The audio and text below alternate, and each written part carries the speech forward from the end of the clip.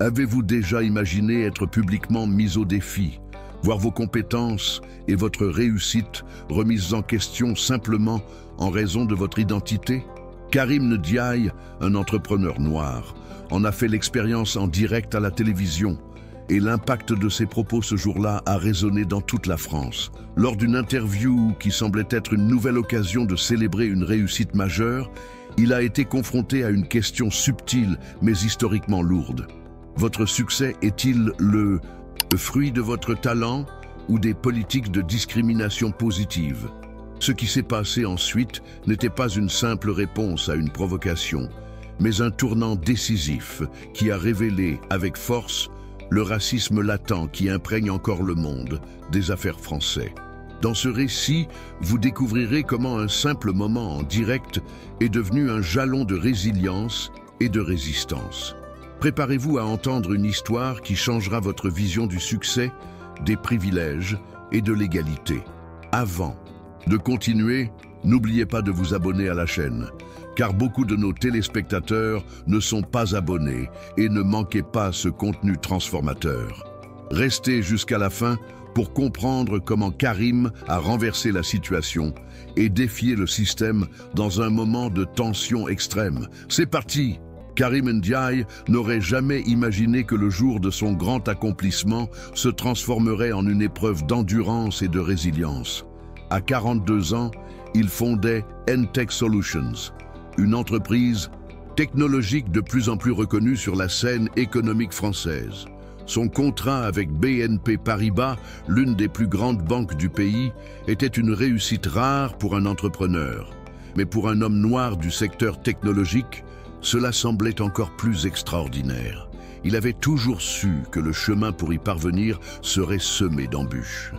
Dès son plus jeune âge, il a grandi dans une banlieue parisienne, entouré de difficultés et de défis que peu de Blancs pouvaient imaginer. Mais sa détermination, son intelligence et sa vision l'avaient mené là. Lorsque l'opportunité de passer à la télévision s'est présentée, ce fut pour lui une occasion en or de montrer au monde que son succès n'était pas le fruit du hasard, mais du travail acharné. L'interview était diffusée en direct sur Le Grand Journal, l'une des émissions les plus regardées de France, et le studio était bondé de caméras, de projecteurs et de journalistes. Claire Dupont, la présentatrice, était assise en face de lui, souriant chaleureusement, mais son regard exprimait une curiosité qui, à cet instant, semblait presque envahissante. Elle commença l'interview par des questions générales sur N-Tech, la croissance de l'entreprise, et comment il avait réussi à décrocher un contrat aussi important avec une banque traditionnelle. Puis, presque avec désinvolture, elle posa la question qu'il pressentait. « Karim, pensez-vous que votre succès est davantage dû à votre talent ou au fait que le gouvernement français a investi dans des politiques de discrimination positive pour les entrepreneurs noirs ?» La question était formulée avec élégance, mais la question sous-jacente était claire. Méritait-il vraiment ce succès ou bénéficiait-il de quelque chose que les autres entrepreneurs n'avaient pas? Karim ressentait le poids de la question, mais quelque chose en lui le rapprochait. Il savait que ce moment pouvait être décisif, non seulement pour sa carrière, mais aussi pour l'image de tant d'autres entrepreneurs noirs à travers le monde. Le studio semblait soudain devenu plus silencieux, ce qui pour lui ne faisait qu'accroître la tension. En une fraction de seconde, il repensa à son parcours, aux innombrables portes qui s'étaient fermées avant qu'il ne soit reconnu, aux fois où ses idées étaient ignorées, simplement à cause de sa couleur de peau. Le racisme n'était pas seulement dans les mots, il était dans les regards, dans les opportunités qui ne se présentaient jamais, dans les réunions auxquelles il n'était jamais invité. Mais il ne céderait pas. Il savait que ce moment était plus qu'une simple interview. C'était sa chance de renverser la situation. Avec un sourire qui ne masquait pas la fermeté de sa voix, Karim répondit « Claire, je comprends ta question et je pense qu'il est important que nous la posions, car c'est une question avec laquelle je vis, comme beaucoup d'autres, au quotidien. La seule différence, c'est que lorsqu'un homme d'affaires blanc décroche un contrat comme celui-ci, personne ne se demande s'il le mérite ou non. Il est simplement perçu comme compétent. comme compétent. Mais lorsqu'un homme noir atteint le sommet, la première question qui se pose est de savoir si c'est grâce au mérite ou à une politique de discrimination positive. La différence, Claire, c'est que la compétence n'est jamais remise en question pour les autres. Ces mots étaient empreints d'une sincérité farouche, un appel à la justice dans un monde où il était las de devoir constamment faire ses preuves. Claire, visiblement décontenancée, tenta de se ressaisir, mais le ton de l'interview avait déjà changé. Elle esquissa un sourire crispé et tenta de détendre l'atmosphère. « Eh bien, Karim, ton argument est pertinent, mais on ne peut nier que les politiques de discrimination positive ont joué un rôle important dans l'inclusion de nombreux professionnels issus des minorités. Que répondriez-vous à ceux qui affirment que votre progression pourrait, en réalité, être influencée par ces mesures ? La caméra se concentra sur Karim, tandis qu'il prenait une seconde pour répondre. Il pouvait lire l'impatience dans les yeux du public, mais il n'était pas là pour donner des réponses faciles ou pour se contenter de concessions. À chaque mot, il avait l'impression d'être dans une lutte silencieuse, une confrontation entre ce qu'il savait être vrai et les préjugés que la société nourrissait encore à son sujet. Son cœur battait la chamade, mais son esprit était clair. Il n'allait pas se plier à ses préjugés. Le studio semblait rétrécir, comme s'il se trouvait dans une bulle isolée, où seul le sien comptait. Je comprends que l'inclusion est importante, et je sais que le soutien gouvernemental a peut-être aidé de nombreuses personnes à accéder à des postes autrement inaccessibles.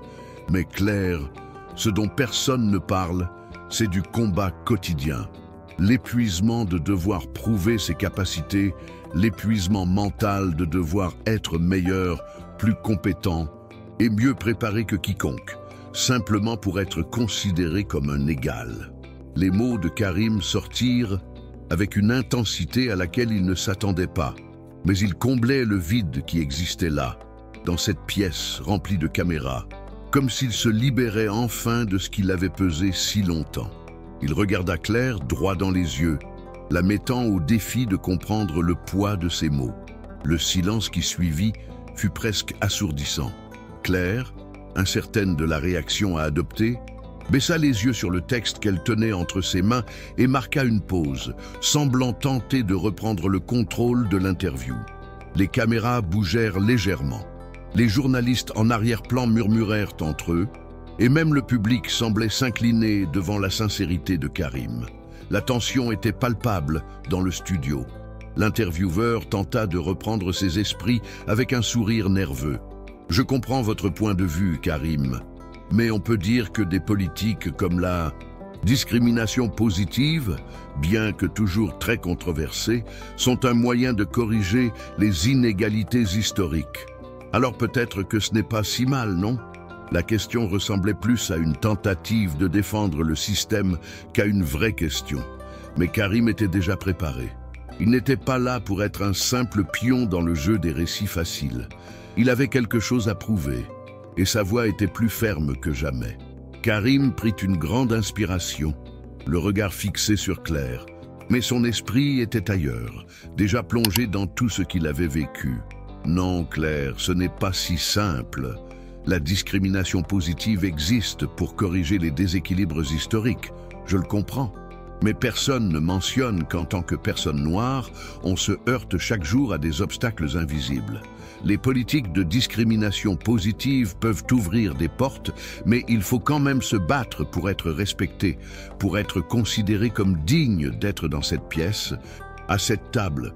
Et oui, il y a un prix à payer pour être différent, pour être quelqu'un qui se démarque et en même temps se sentir constamment observé, jugé. Ses yeux brillaient, mais il y avait là quelque chose de plus profond. Un sentiment de justice qui remontait à la surface, un cri d'égalité qui venait de l'intérieur, du plus profond de son âme. La salle était maintenant plongée dans un silence absolu, chacun attendant sa suite. Claire tenta de dissimuler le malaise qui commençait à transparaître dans sa posture, mais la pression pesait désormais sur elle, et il était clair que, tandis qu'elle tentait de reprendre le contrôle de la conversation, la situation lui avait quelque peu échappé. Elle se tourna vers la caméra, comme pour se libérer de l'objectif, puis tourna son regard vers Karim.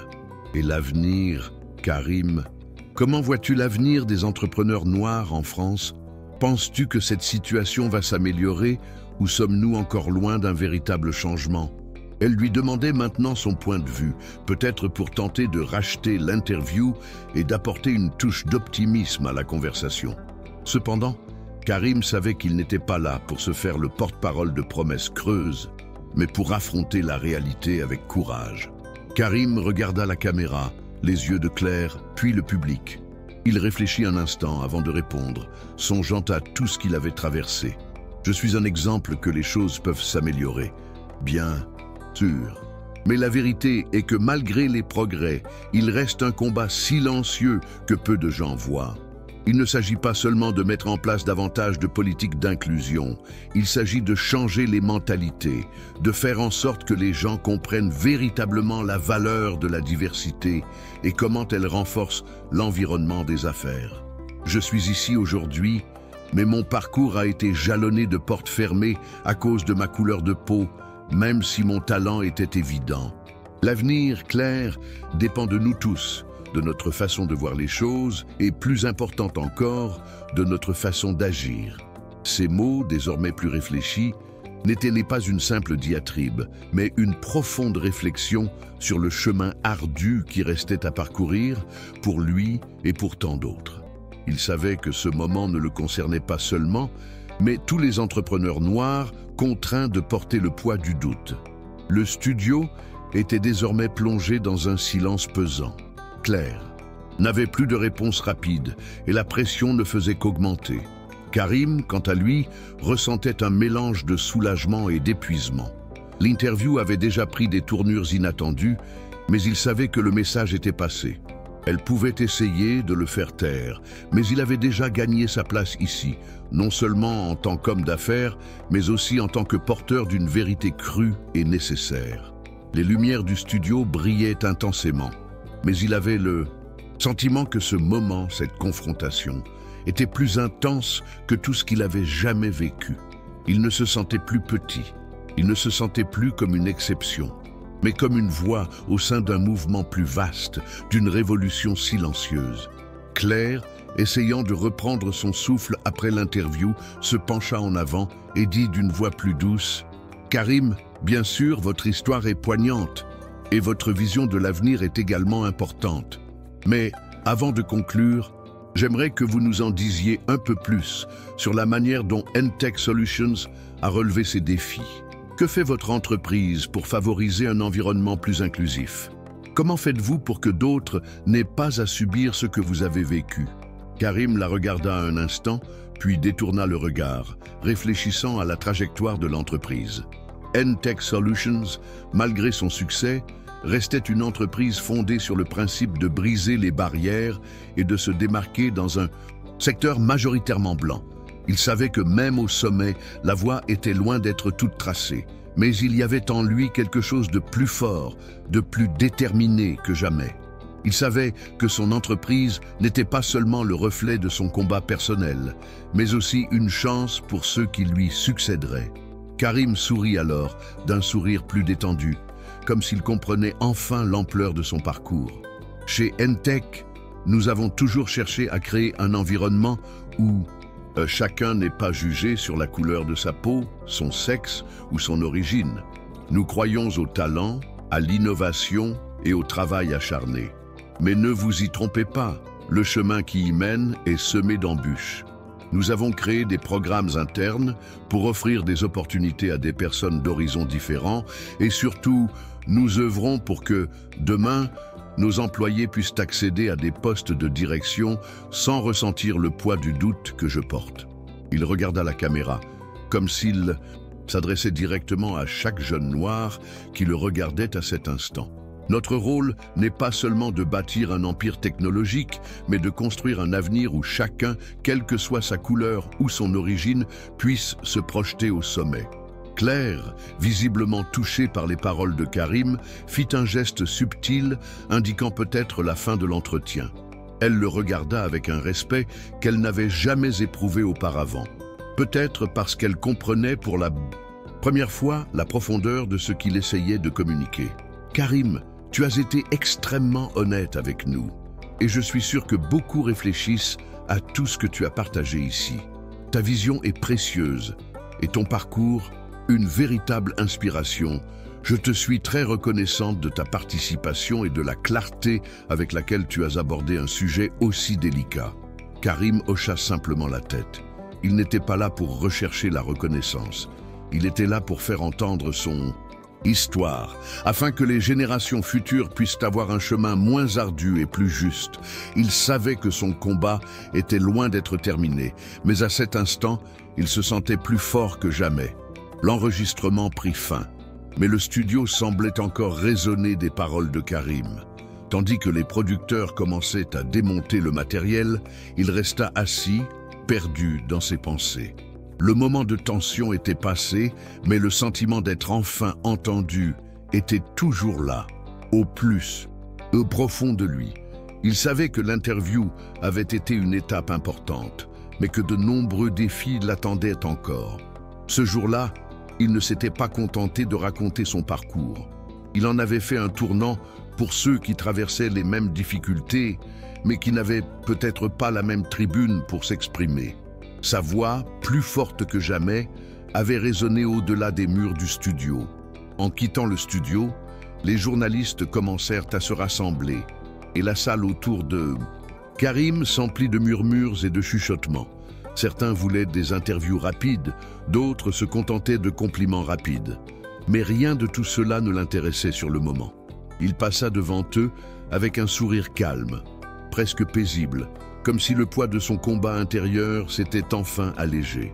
Ce soir-là, en rentrant chez lui, il réfléchit à tout ce qu'il avait dit, à l'impact que ces mots pouvaient avoir sur la vie de quelqu'un. Il ne cherchait pas les applaudissements. Ce qu'il souhaitait plus que tout, c'était que son discours suscite la réflexion, que ses enfants et ceux des autres Noirs de France grandissent dans un monde où ils ne seraient pas définis par le doute, mais par leur capacité et leur réussite. Dès le lendemain matin, les réseaux sociaux débordaient de réactions à l'interview de Karim. Certains l'applaudissaient, saluant son courage et la force de ses mots, tandis que d'autres l'attaquaient, l'accusant d'être radical ou de ne pas comprendre le fonctionnement des politiques publiques. Mais pour Karim, la critique n'était jamais sa priorité. L'important était que, enfin, la conversation ait commencé. Les questions qu'il soulevait étaient débattues autour de tables basses, dans les bureaux, lors de réunions d'entreprise. Il savait qu'il rencontrerait de la résistance, mais en même temps, il avait le sentiment d'avoir semé la graine du changement. Il ne pouvait pas changer le monde d'un seul coup, mais il savait que ces petits gestes, comme sa confrontation en direct à la télévision, seraient les catalyseurs d'un mouvement plus vaste. Plus que jamais, Karim sentait grandir le poids de sa position dans le monde des affaires. Il n'était plus seulement un homme d'affaires. Il était devenu un symbole, non seulement de réussite, mais aussi de la lutte permanente contre les barrières invisibles auxquelles tant de personnes sont confrontées, mais que peu reconnaissent. Le racisme subtil dans le monde des affaires français n'était pas un sujet dont on parlait ouvertement, mais après son intervention, il savait que de plus en plus de personnes commenceraient à le remettre en question. C'était peut-être la chose la plus difficile à faire, mais aussi la plus nécessaire. Il n'était plus disposé à accepter le silence ou la complaisance. À chaque réunion d'affaires, à chaque négociation, il se rappelait qu'il était là, non seulement pour lui-même, mais pour tous ceux qui avaient été sous-estimés, ignorés ou écartés. Il ne permettrait pas que son parcours soit perçu comme l'exception, mais comme la règle de ce qui devrait être possible pour tous. Au fil des jours, Karim a commencé à recevoir un flot inattendu de messages de soutien.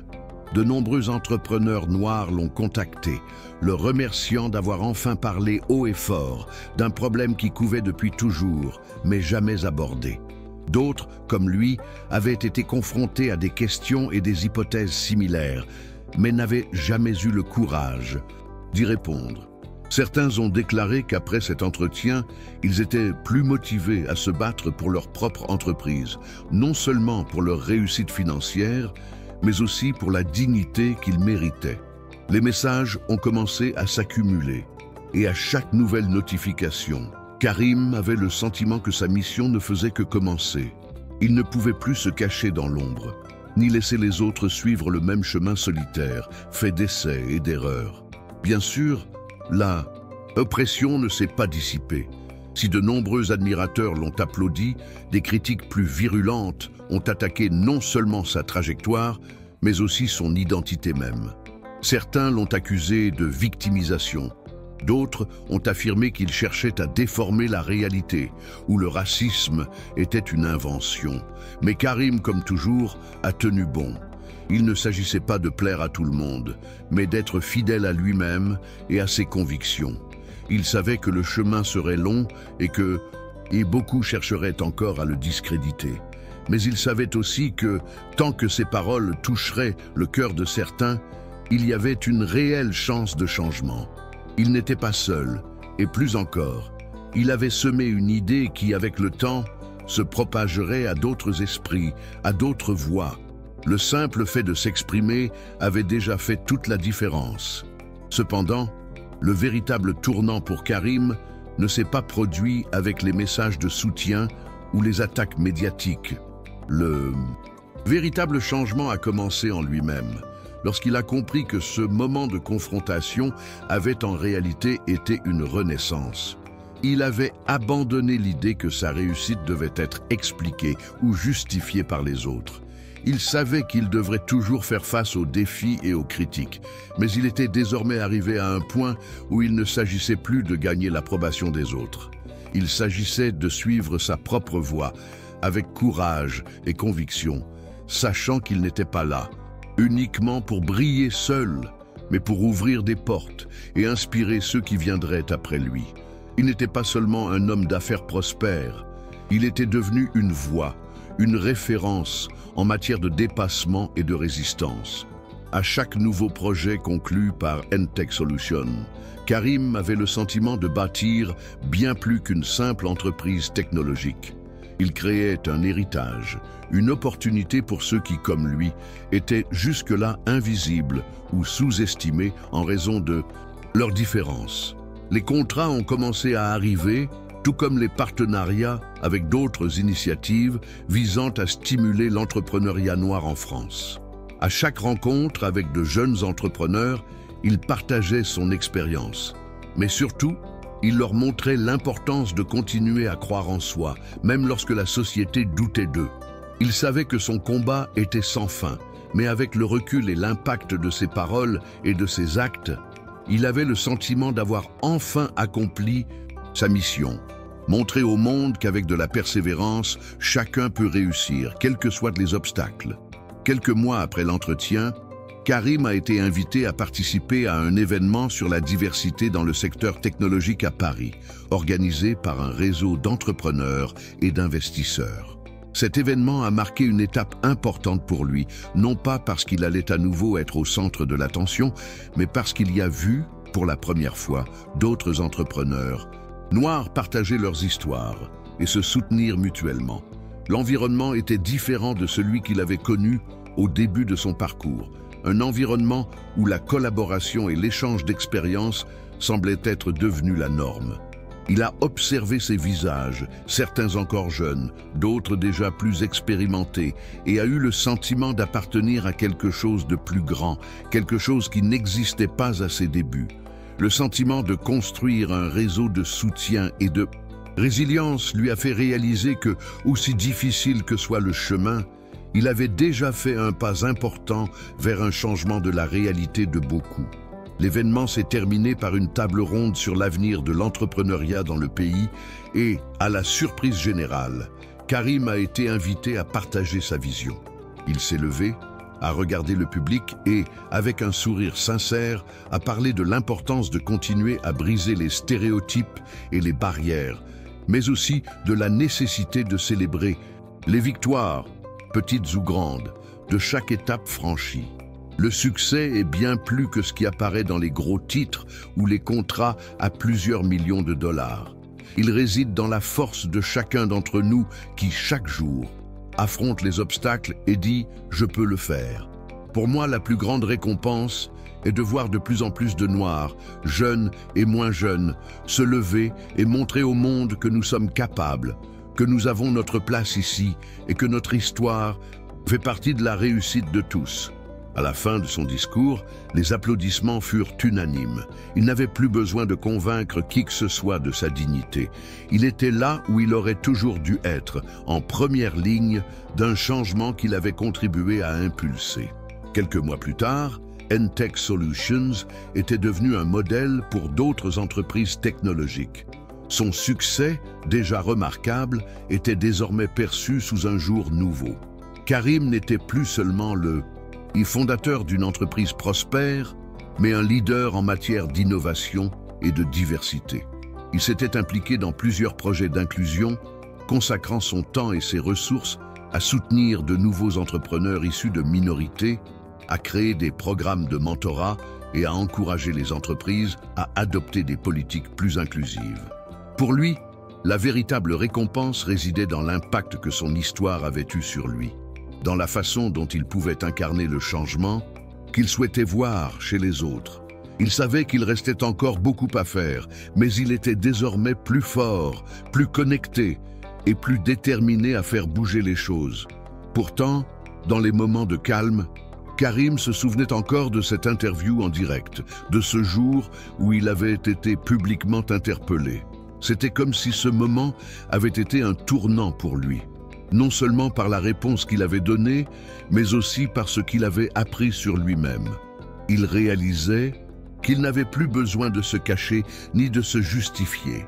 Il savait que sa réussite était le fruit de ses efforts, de son dévouement et de sa vision. Et plus important encore, il savait que la lutte d'un homme noir au sommet n'était pas seulement personnelle, mais collective. Chaque pas qu'il franchissait vers le haut était un pas pour tous ceux qui le suivaient. Et cela, en soi, le motivait à persévérer. Il n'était plus seulement un homme en quête de sa place. Il était un leader, un symbole de résistance et de changement. Parfois, lors de ses réunions avec de nouveaux investisseurs ou partenaires, Karim se surprenait à repenser aux questions posées par Claire Dupont. Elles ne le bouleversaient plus autant qu'autrefois. En fait, il riait intérieurement, sachant que ces subtiles remises en question de sa réussite avaient mis à l'épreuve non seulement ses capacités, mais aussi son identité et sa résilience. Il observait les visages de ceux qui l'entouraient et y lisait une confiance renouvelée, une compréhension sereine que le combat était toujours là, mais que l'avenir ne serait plus jamais le même. Ce qu'il avait vécu dans ce studio, la façon dont cette conversation avait transformé sa vie, n'était pas seulement un combat personnel, mais le début d'un mouvement bien plus vaste. Il avait pris part à une vague de transformation qui prenait encore de l'ampleur. Et lorsqu'il pensait à l'avenir, Karim savait que sa mission n'était pas terminée. Chaque réussite pour Entech Solutions, chaque nouveau contrat conclu, chaque événement sur la diversité auquel il participait était une occasion de continuer à enseigner, à remettre en question le statu quo et à inspirer les autres à suivre son chemin. Il n'avait pas toutes les réponses, mais il savait l'essentiel. Être le moteur du changement, être la voix, être l'exemple. Surmonter les obstacles ne se résumait pas à surmonter les obstacles, mais à tenir bon dans un monde qui cherche souvent à vous démolir. Pour Karim, NDI, ce jour en direct à la télévision, n'était pas la fin d'une histoire, mais le début d'un héritage. Et il savait que cet héritage n'était pas seulement le sien, mais celui de tous ceux qui, comme lui, avaient osé affronter le doute et, au lieu de s'incliner, se lever. Et si cette histoire t'a touché, n'oublie pas de liker la vidéo. Dis-moi en commentaire ce que tu as ressenti. Je lis tout, vraiment. Abonne-toi à la chaîne pour ne pas manquer les prochaines histoires. Et surtout, partage cette vidéo avec quelqu'un qui en a besoin aujourd'hui. Ici, dans Histoire de vie, chaque témoignage est une lumière. Et ensemble, nous formons les gardiens de l'histoire. À très bientôt pour une nouvelle histoire.